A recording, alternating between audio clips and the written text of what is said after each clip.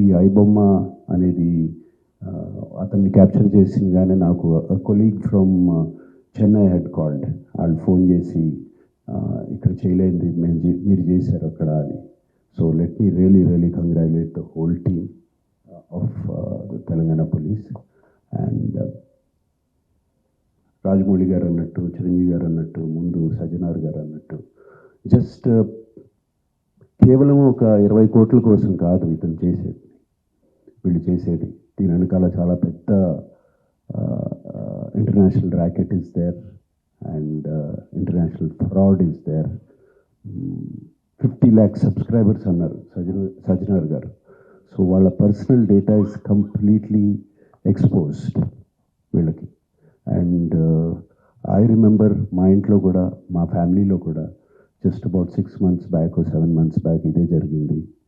Almost ఇంట్లో family మెంబర్ని ఒక digital అరెస్ట్లో almost 2 days పెట్టారు. ఇదే సేమ్ ఒక ఆర్గనైజేషన్ ఇస్ డన్. సో వాళ్ళు ట్రాక్ చేస్తారు, వీక్నెస్ చూసుకుంటారు, ఎలా పట్టుకోవాలి, వీళ్ళని ఎలా చేయాలి అని చేసి. And they have all the details, credit card account details, everything. And కేవలం మనం తెలియకుండా ఏదో ఒక వెబ్సైట్ ఏదో దొరికింది, ఇది ఇంట్రెస్టింగ్గా ఉందని చెప్పి వెళతాం. ఇది సినిమాలు చూపించడం అనేది it is a big trap. అది వాళ్ళకేదో మీకు ఫ్రీగా సినిమాలు చూపించాలని కాదు, వాళ్ళకి దీని వెనకాల చాలా పెద్ద ప్లాన్ ఉంది.